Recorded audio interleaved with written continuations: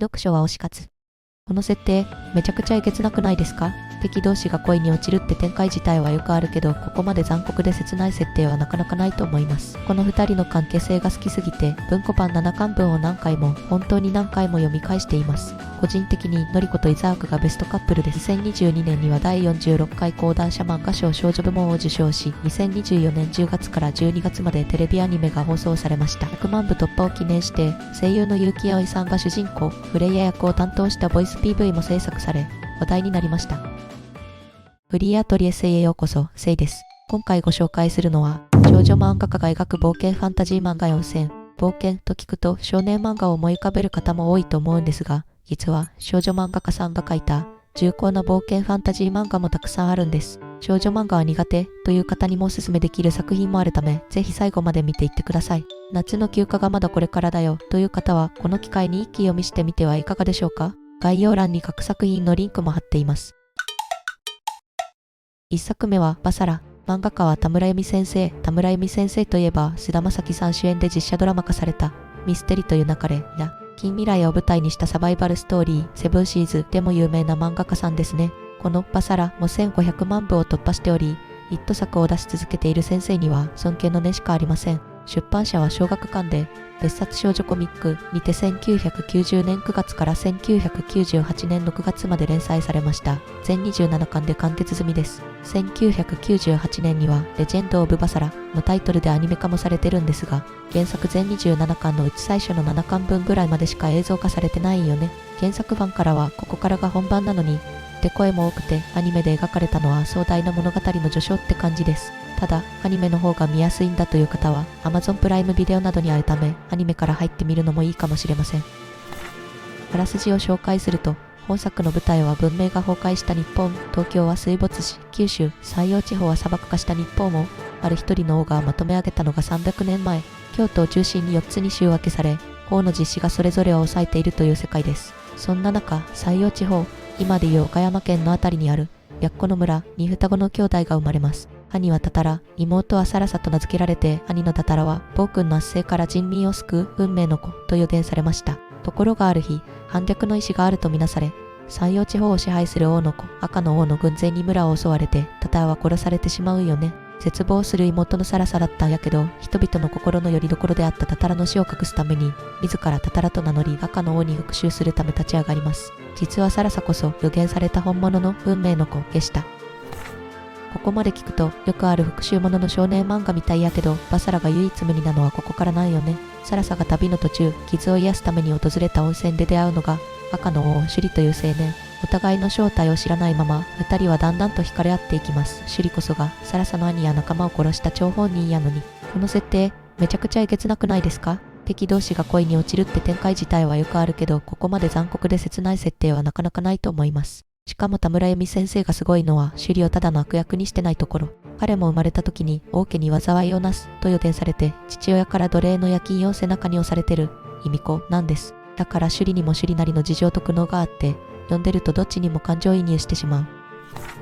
物語の舞台も素晴らしくて、文明崩壊後の日本っていう設定やから、私たちが知ってる地形や地名が出てくるんよね。九州、関西、関東って、現実の日本の地方がそれぞれ異なる王に支配されてて、サラサたちは日本列島を縦断する壮大な旅を繰り広げます。関門海峡とか首里城とか、実際の場所が出てくるから、もしも日本がこうなったら、って想像が膨らんで、よりリアリティを感じられるんです。実際、読者の感想を見てても、沖縄の首里城が消失したニュースでバサラを思い出した、とか、学生時代にこの漫画を読んで首里城を知って、現地に行って感動した、みたいな声があるぐらい、現実の日本とリンクしてる作品なんよね。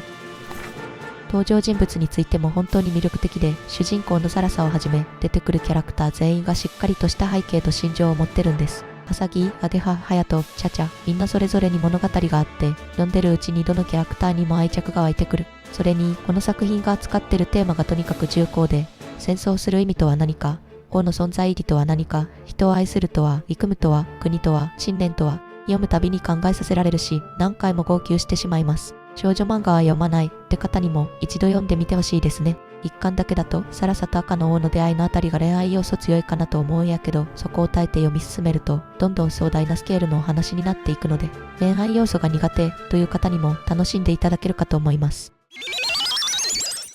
2作目は彼方から。漫画家は氷川京子先生です。出版社は白泉社で、単行本は全14巻、文庫版は全7巻が刊行されています。2002年に完結済みです。彼方からは、奈良、1991年11月号から2002年12月号にかけて連載された作品です。2004年には、第35回声優賞コミック部門を受賞しました。声優賞っていうのは、1970年に創設された日本で最も古い SF 作品の賞で、漫画に限らず小説や映画演劇などにも贈られることがある敬意ある賞です。コミック部門だと他には、宮崎駿監督の風の谷のナウシカや荒川博夢先生の鋼の錬金術師、近年ではウォト先生の地球の運動についてなどに贈られています。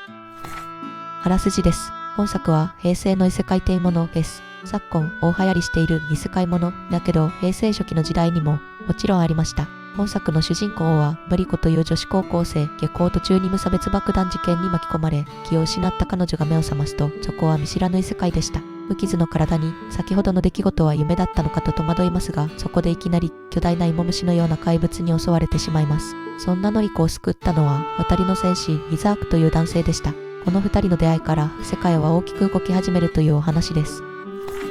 この作品の魅力の一つが、のりことイザークの丁寧に描かれた恋愛関係です。私はこの二人の関係性が好きすぎて、文庫版7巻分を本当に何回も読み返しています。個人的にのりことイザークがベストカップルです。異世界に飛ばされて、右も左もわからないところを助けてくれたイザークに、親鳥にくっつくヒナのようにまっすぐな信頼を寄せるのりこ。天獣記と呼ばれ、化け物扱いされて孤独に生きてきたイザークは、強大な力に目を曇わせることなく自分自身を見てくれる彼女に、孤独だった心が癒されていきます。お互いの思いはやがて恋心に変わっていくんやけど、実は、のりこはイザークを天獣記として覚醒させてしまう目覚めという存在でした。天獣記と目覚めという運命が二人の間に影を落としていくんです。共に旅をし、一度は別れ、そして再会を果たす彼らの関係や心の変化が丁寧に描かれる本作には、時代を超えて心に響く魅力があります。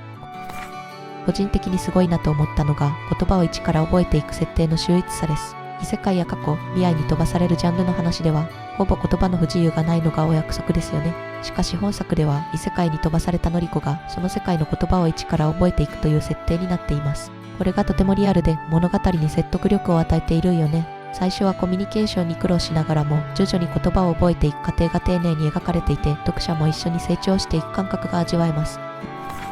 また、ご都合主義がない点も好きです。敵の元から無事逃げ出せたと思ったら荷物を置いてきてしまったせいでお金も何もなくて農場で働いて何とかしのいだり、普段は最強のイザークも天獣記の力の反動で動けなくなる時期があったり、異世界ファンタジーが好きな方はもちろん丁寧な設定のお話が読みたいという方にもおすすめできる作品です。物語は全5部構成で幕間の特別編3話とエピローグからなる壮大な物語となっています。氷川京子先生の体調不良の影響で何度か救済を挟み12年かけて完結した本作。連載が長期にわたった分、一つ一つのエピソードが本当に丁寧に描かれていて、読み応えは抜群。のりことイザークの恋愛だけでなく仲間たちとの旅や戦闘、人生につながる気づきなど様々な面から感情を揺さぶってくれる名作です。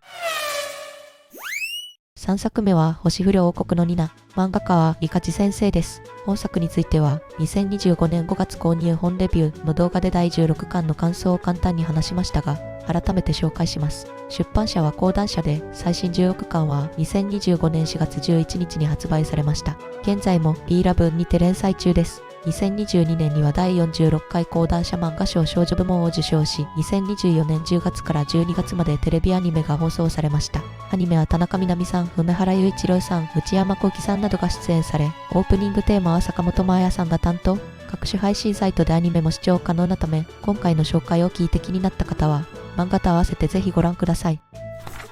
あらすじです。フォルトナ国の城下町で孤児として暮らしていた少女ニナ。珍しい瑠璃色の瞳を持つ彼女は、ある日、フォルトナ国の第二王子アズールに見出されます。しかし、アズールがニナを見つけたのには理由がありました。大国ガルガダに嫁ぐはずだった姫巫女アリシャが事故で亡くなってしまい、その身代わりとして、アリシャと同じ瑠璃色の瞳を持つニナが選ばれたのです。ニナは姫として作法を学び、美しく着飾り、アリシャの身代わりとして、ガルガダの第一王子セトのもとに嫁ぐことになります。こうして、ニナをめぐる運命の恋愛と陰謀の物語が始まるというお話です。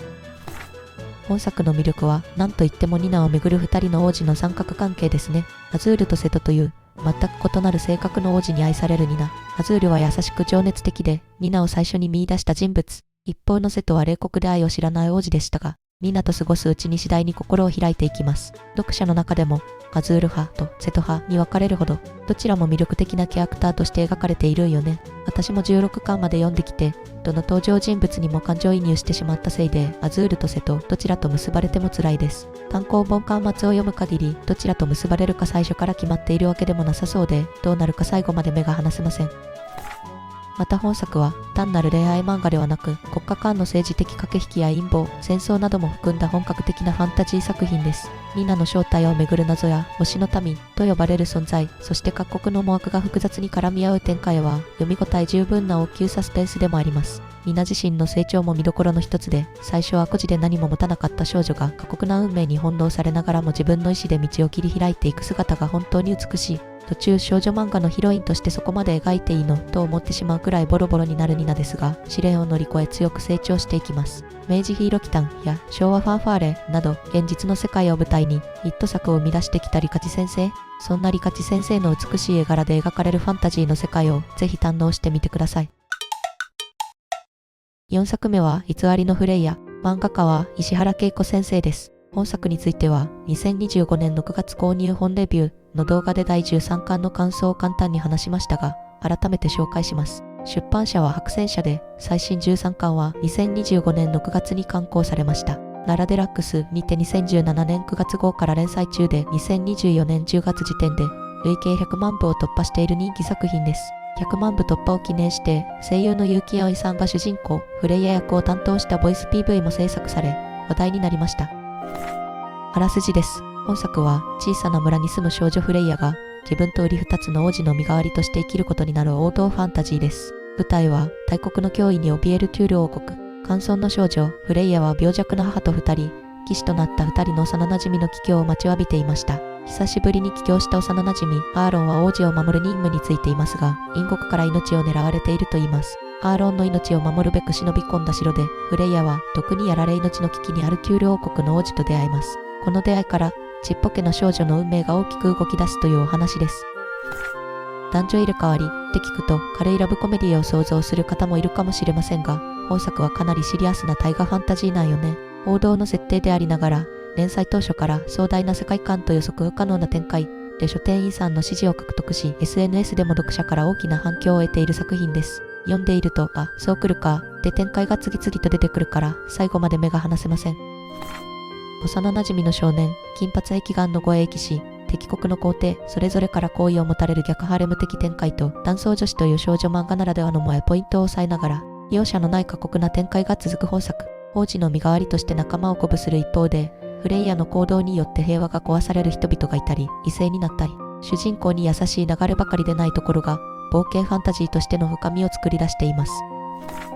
また本作は、丘陵国だけでなく、アシャやナハトなど複数の国や地域が登場し、それぞれの政治情勢や文化的背景が丁寧に描かれているよね。フレイヤ個人の成長物語でありながら、同時に国家の攻防や民族の誇り、戦争と平和といった大きなテーマも扱っており、読み応え抜群です。13巻まで刊行されていますが、まだまだ物語は続いており、今後の展開がますます楽しみな作品です。以上、少女漫画家が描く冒険ファンタジー漫画4選でした。どれも本当におすすめなので、まだ読んだことがない方は、ぜひ手に取ってみてください。電子書籍でも読めるし、試し読みもできるから、まずは雰囲気だけでも味わってみてほしいです。きっと少女漫画の概念が変わると思います。皆さんのおすすめ漫画もぜひ教えてください。この動画が良かったなと思う方は、チャンネル登録とグッドボタンをお願いいたします。最後までご視聴いただきありがとうございました。また次の動画でお会いしましょう。